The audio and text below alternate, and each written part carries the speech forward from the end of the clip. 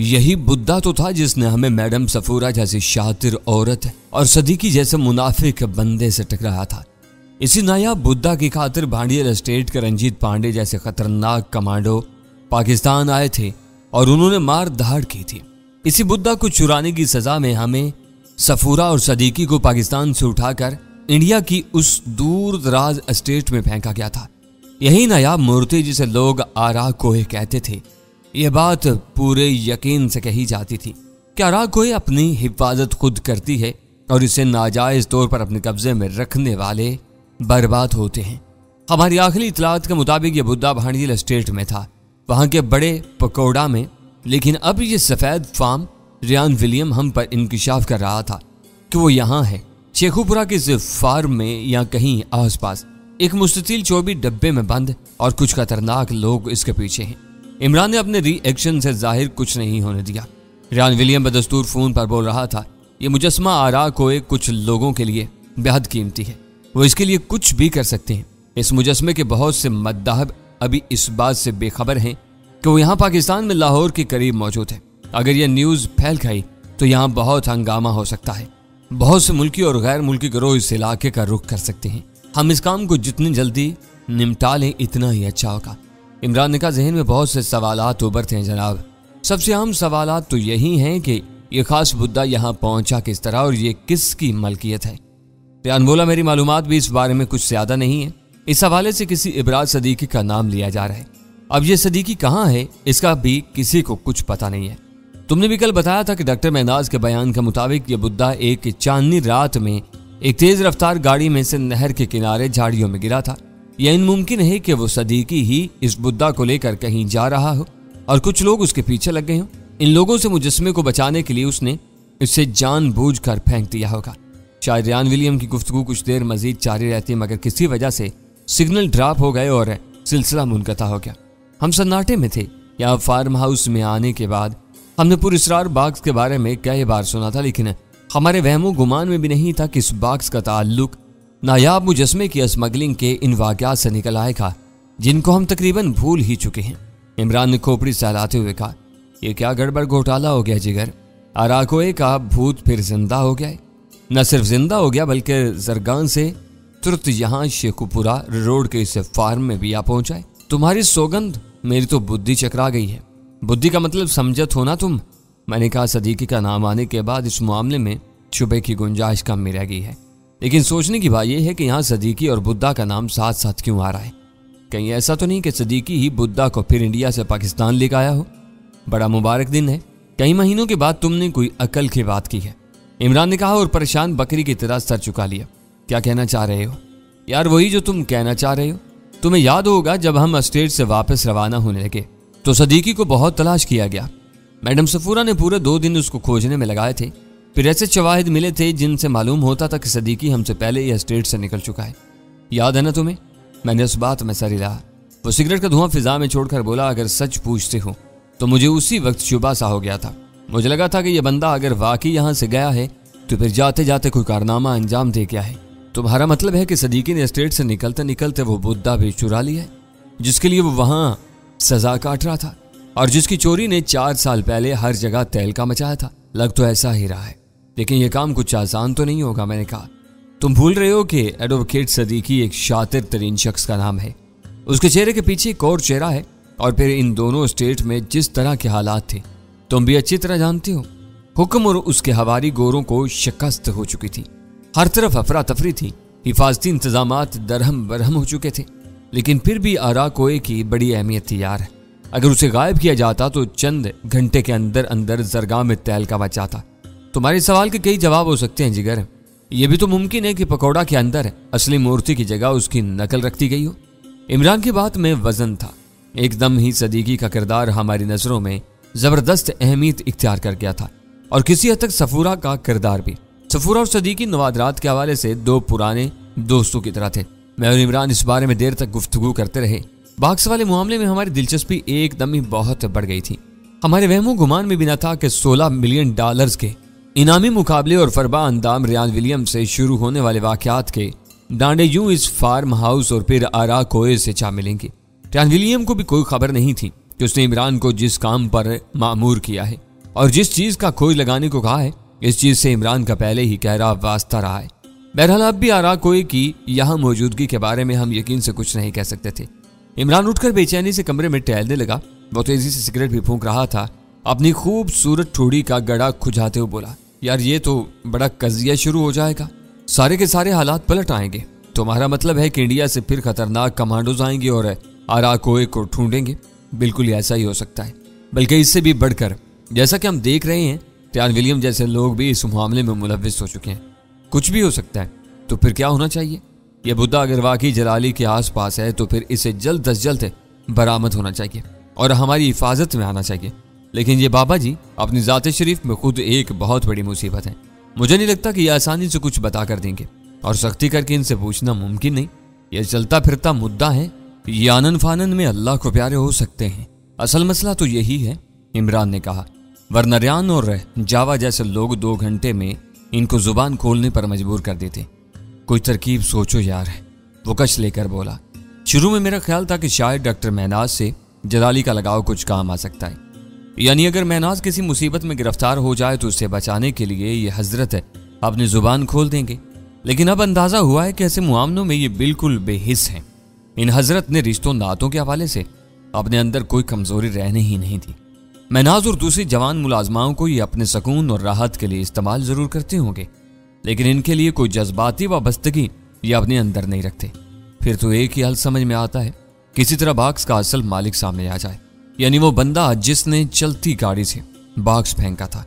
क्या ऐसा नहीं हो सकता कि किसी अनजान शख्स को सारी बात समझाकर और बाक्स का मालिक बनाकर जलाली साहब के सामने पेश किया जाए और वो इन्हें मुतमईन कर दे? ये हजरत कच्ची गोलियां नहीं खेले, बल्कि पक्के गोले खेले हुए हैं। तुम्हें बताया है ना कि कुछ अरसा फौज में रहे हैं, इन्हें उल्लू बनाना आसान नहीं। मुझे पता चला है कि 10-15 दिन पहले एक पेंट कोट वाला शख्स मालिक बनकर आया था यहाँ। पूरा ड्रामा किया उसने, लेकिन जलाली साहब ने बाक्स के बारे में तफसील पूछी। बाक्स का रंग क्या है, ताला किस किस्म का लगा हुआ है, बाक्स के अंदर मुजस्मा किस चीज में लिपटा हुआ है, इस पर कोई दाग है या वो बेदाग पीस है। फिर क्या हुआ? इस बंदे को भी डॉक्टर राशिद की तरह सिर्फ एक चड्ढी में यहां से भागना पड़ा। ग्रे हाउंड्स कुत्ते उसकी गाड़ी को काफी दूर तक सियाफ करने गए थे। वाकई यार, अगर ये बाबा जी कहीं अल्लाह को प्यारे हो गए तो आराकोए तो एक मुअम्मा बनकर रह जाएगा। रात को खाने के बाद मैं इमरान का कमरा देखने चला गया। ये शानदार कमरा था, डबल बेड, फ्रिज, टीवी, सब कुछ मौजूद था। मालूम हुआ कि यह कमरा इससे पहले छोटे वेटनरी डॉक्टर लतीफ का था। इमरान ने कहा, मुझे मुबारकबाद दो, मेरी तरक्की हो गई है, मैं बावर्ची से डॉक्टर बन गया हूँ। वो कैसे? सुना है कि नया डॉक्टर अकील यहाँ आने से मुकर गया है। अब जूनियर डॉक्टर लतीफ ही जानवरों की देखभाल का काम संभालेगा। मुझे उसके असिस्टेंट का दर्जा दे दिया गया है और इसका कमरा भी मुझे अनायत कर दिया गया है। वो खुद बघोड़े डॉक्टर राशिद के कमरे में मुंतकिल हो गया है। डॉक्टर अकील क्यों नहीं आया? मैंने पूछा। क्या कहा जा सकता है, हो सकता है कि उसे यहाँ के गड़बड़ हालात का पता चल गया हो। आजकल जो कुछ यहाँ चल रहा है वो किसी के लिए भी पसंदीदा नहीं हो सकता, लेकिन मेरे लिए बड़ा मसला हो गया है। क्यों? तुम्हें जंगली भैंस का दूध धोना पड़ता है? नहीं यार, जब मैं किसी अच्छे आरामदेह कमरे में होता हूँ और वहाँ डबल बेड भी होता है तो मुझे कुछ कुछ होने लगता है। ये चाहता है कि कुछ साथी हो तो फतेह मोहम्मद को साथ सुला लिया करो। हिस्से लताफत तो तुम्हें छू करना ही गुजरी। खोते, मैं किसी खूबरू लड़की की बात कर रहा हूँ। चलो वो इस डबल बेड तक ना आए, लेकिन कम से कम कोई आस उम्मीद तो हो, तो कोई जराना जोड़ लो यहाँ भी। ये तुम्हारे लिए कौन सा मुश्किल काम है? यहाँ डॉक्टर महनाज के सिवा कोई नजर ही नहीं आती अपने स्टैंडर्ड की। अब सोचो ना, जिसने रीमा और नरगस जैसी दिलरुबा खवातीन के साथ वक्त गुजारा हो, उसका कोई मायार तो होगा ना। वैसे लड़की ये महनाज भी ठीक है। कल्याण में डॉक्टर लाइबा, सेक्रेटरी नदीम और कुछ दूसरे मुलाजमों के साथ क्रिकेट खेल रही थी। मैं तो बस खिड़की में से देखता ही रह गया। इतनी खूबसूरती से दौड़कर रन बनाती है कि फील्डर गेंद हाथ में पकड़कर ताकता रह जाता है, रन आउट करना ही भूल जाता है। फिर क्या इरादे हैं? यार इसे बाउलिंग कराने को दिल चाहता है। हो सकता है कि एक आध कैच पकड़वा ही दे। वो बाउलर को बैक ड्राइव मारेगी और तुम्हारी मिडल स्टंप उड़ा देगी। मैं उसके मिजाज को कुछ समझ गया हूँ। लगता है कि अपनी मंगनी टूटने के बाद उसे हर जवान साल मर्द से एलर्जी हो गई है। वो जलाली साहब के साथ बड़ी मुतमईन है, लेकिन जिगर जलाली साहब ने तो ज्यादा से ज्यादा रमजान शरीफ तक अल्लाह को प्यारा हो जाना है। वो हो भी गए तो वो हम जैसों को घास नहीं डालेगी, कोई और अधेड़ उम्र ढूंढ लेगी और शायद शादी भी कर ले। अच्छा, दूसरी डॉक्टर लाइबा के बारे में क्या ख्याल है? वो जरा माठी है लेकिन गुजारा कर जाएगी। थोड़ी बहुत लिफ्ट भी करा रही है। कल उसने यकायक अपनी चेस्ट पॉकेट की तरफ मुतवज्जा हुआ या मोबाइल फोन मौजूद था। वो गड़बड़ा कर बोला, ओए ये क्या, ये मोबाइल तो अभी ऑन है। ओ गॉड, ये तो बंद ही नहीं हुआ। उसने जल्दी से मोबाइल ऑफ कर दिया। मैंने देखा स्क्रीन पर शाहीन का नंबर था। वो जानबूझकर ऐसी हरकतें करता रहता था। अब ये सारी गुफ्तगू उसने शाहीन को सुनाने के लिए की थी और जाहिर ये किया था कि जैसे गलती से मोबाइल खुला रह गया है। तुम बहुत बेहुदा और खबीज शख्स हो। जो लोग अपनी नासमझी की वजह से तुम्हें हीरो कहते हैं, इस लफ्ज की तौहीन करते हैं। और तुम क्या कर रहे हो? तुम तौहीन चैनल कर रहे हो। याद रखो, बाज़-औक़ात इसकी सजा तौहीन अदालत से भी कड़ी होती है। माशाअल्लाह, क्या सजा होती है इसकी? तुम्हारा कार्टून बनाया जाएगा और उसे इंडिया के किसी आइटम सॉन्ग पर रक्स कराया जाएगा। वो सॉन्ग भी ऐसा होगा जिसके बोल पूरी तरह समझ में नहीं आएंगे। और तुम्हें पता ही है, जब ऐसे गानों के बोल पूरी तरह समझ में नहीं आते तो सुनने वालों के ज़हनों में कैसे कैसे गंदे ख्यालात आते हैं। वो गाना इमरान कहते कहते अचानक खामोश हो गया। एकदम उसके चेहरे की सारी खैर संजीदगी समट कर उसकी आंखों में कहीं गायब होगी। वो कुछ सुन रहा था। मैंने भी उसकी समात का ताक़ुब किया। ये चकोर की आवाज़ थी जो सन्नाटे में बुलंद हुई थी। ये आवाज़ फार्म हाउस की बाउंड्री के बाहर से आई थी। सुन रहे हो? इमरान ने पूछा। हाँ, चकोर की आवाज़ है, शायद चकोर ही की है, लेकिन असली नहीं। कोई ये आवाज़ निकाल रहा है, वो यकीन से बोला। जानवरों के हवाले से इमरान की मालूमात को छुटलाना बहुत मुश्किल था। ये बिल्कुल चकोर की आवाज़ थी, लेकिन इमरान कहता था कि नहीं है। तो क्या दरख्तों की तारीकी में कोई शख्स है, किसी दूसरे को कोई इशारा वगैरह दे रहा था? ये कोई पहरेदार हो सकता था, लेकिन यह भी मुमकिन था कि कोई गैर मुतल्लिक शख्स हो। मैं और इमरान दोनों अपनी जगह से खड़े हो गए। मेरी शलवार के नेफे में अभी तक वो पिस्टल मौजूद था जो मुख्तार मलिक से लड़ाई के नतीजे में हासिल हुआ था। हम तेजी से बाहर निकले, जानवरों के पिंजरे के दरमियान से होते हुए फार्म के बड़े गेट की तरफ आए। अभी हम गेट से 30-40 कदम दूर थे कि पहला फायर सुनाई दिया। मेरे अंदाजे के मुताबिक यह पिस्तौल का फायर था। फौरन बाद 2 और गोलियां चली। ये राइफल की थी। ये शूटिंग भी 150-200 गज दूर हो रही थी। इन आवाजों ने एकाएक ही फार्म हाउस में तहलका सा मचा दिया। पिंजरे में परिंदे फड़फड़ाने लगे और कई चौपायों ने चिल्लाना शुरू कर दिया। गार्ड्स भी आवाजों की तरफ लपके। हम मेन गेट से निकले और दरख्तों की तरफ बढ़े। बाउंड्री वाल के इर्द गिर्द 20-30 मीटर जगह बिजली की ट्यूब से नीम रोशन थी, मगर इसके बाद गहरी तारीकी थी। कोई 100 मीटर आगे जाने के बाद हमें गाड़ी के हेडलाइट्स नजर आई। मैंने देख लिया, ये सेक्रेटरी नदीम की सफेद मैरान थी। वो कच्चे रास्ते पर आड़ी तिरछी खड़ी थी। फिर हेडलाइट्स की रोशनी में मुझे नदीम भी दिखाई दिया। उसके हाथ में दबी हुई राइफल साफ नजर आ रही थी। वो हवास बागता था। क्या वो नदीम साहब? फतेह मोहम्मद ने बुलंद आवाज में पूछा। वो निकल गए। कौन थे? पता नहीं। इन्होंने मुझ पर गोली भी चलाई है। इस वक्त हमने देखा कि मैरान कार रास्ते से उतरी हुई थी और उसका एक टायर गड्ढे में था। गलबन नदीम ने किसी के पीछे जाने की कोशिश की थी, मगर नाकाम हुआ था। 2-3 और गार्ड्स भी दौड़ते हुए मौका पर पहुंच गए। हमें थोड़े से फासले पर लोहे की छोटी सी हथ रेडी भी नजर आ रही थी। ऐसी रेडियां मजदूर तामीराती सामान ढोने के लिए इस्तेमाल करते हैं। फतेह मोहम्मद ने टार्च की रोशनी में हाँपते कांपते हुए नदीम का मुआयना किया। वो जख्मी होने से महफूज रहा था। हाँ, गाड़ी की विंड स्क्रीन में गोली का सुराख साफ दिखाई दे रहा था। हुआ क्या है नदीम साहब? फतेह मोहम्मद ने दोबारा पूछा। वो अपनी सांसें दुरुस्त करते हुए बोला, मैं पुल की तरफ से आ रहा हूँ। रोशनियां बुझी हुई थी। 2 बंदे हथ रेडी में से कुछ निकाल कर जीप में रख रहे थे। ये कोई बड़ा थैला सा था। बड़ी जल्दी में नजर आ रहे थे वो। मैंने आवाज देकर पूछा कि वो कौन है। वो जवाब देने के बजाय जल्दी से जीप में बैठ गए। हथ गाड़ी भी वहीं छोड़ दी। मैंने उनकी तरफ छाना चाहा तो उन्होंने फायर कर दिया। ये मुझे डराने के लिए था। मैंने भी गाड़ी से राइफल निकाली और जीप के टायर को निशाना बनाना चाहा। इसके बाद फायरिंग शुरू होगी। मैं इस बड़े दरख्त के पीछे था जो हथ गाड़ी के पास नजर आ रहा है। 4-5 गोलियां चलाने के बाद उन्होंने जीप भगा दी। मैंने मैरान पर उनके पीछे जाने की कोशिश की, लेकिन रिवर्स करते हुए ये टायर यहाँ खड्डे में चला गया। नदीम ने ताज्जुब से कहा। फतेह मोहम्मद ने टार्च की रोशनी में देखा, 3.8 की एक गोली विंड स्क्रीन में लगी हुई थी, जबकि एक गोली ने पिछले दरवाजे में सुराख बनाया था। हम सब फौरन वापस कोठी में पहुंचे। जलाली साहब स्लीपिंग गाउन में थे और बेचैनी से बरामदे में टहल रहे थे। इन्हें सारी सूरत हाल बताई गई। 2 गाड़ियां फौरन मुश्तबा जीप की तलाश में रवाना हुई। जलाली साहब ने दोनों गाड़ियों से मोबाइल फोन पर राब्ता रखा हुआ था। करीबन 2.5 घंटे बाद दोनों गाड़ियां घूम फिर कर वापस आ गईं। मुश्तबा जीप का कोई सुराग नहीं मिला। तनाही मिली तो मैंने इमरान से पूछा, ये क्या चक्कर चल रहा है? काफी संगीन चक्कर लगता है। जलाली साहब भी परेशान है। कहीं ये वही बाक्स वाला मामला ही तो नहीं है? हो भी सकता है, और अगर वाकई ऐसा है तो फिर इसका मतलब है कि आरा कोए वाला बाक्स बाबा जी के हाथ से भी निकल गया है। क्या इसे इतनी आसानी से ढूंढ लिया गया? मैंने पूछा। होने को क्या नहीं हो सकता था। अभी लोगों ने सद्दाम को भी ढूंढ निकाला था, मगर हम में से कुछ नुक्ताचीन अब भी मानने को तैयार नहीं, बल्कि वो समझते हैं कि सद्दाम के बजाय उसके किसी हमशक्ल को फांसी दी गई थी। इंसान चांद पर कदम रख चुका, लेकिन हम इसे अब भी ड्रामा करार दे रहे हैं। 9/11 के हवाले से भी नई नई मोशगाफियों की फैक्ट्रियां हमने लगा रखी हैं। मेरे और टंडोलकर के बारे में भी कई बेहुदा खबरें लोग फैलाते रहते हैं। तुम्हारा और टंडोलकर का क्या मेल है? मैंने पूछा। इसी को तो बेहुदा और बेबुनियाद खबर कहते हैं, वो दनाई से बोला। ना मैं टंडोलकर की तरह क्रिकेट खेलता हूं, ना वो किसी न्यूज चैनल का एंकर है। खैर छोड़ो इन बातों को। मेरा ख्याल है कि हमें पहली फुर्सत में रियान विलियम को फोन करके यहाँ की सूरत हाल से आगाह करना चाहिए। हाँ ये तो जरूरी है, मैंने तायद की।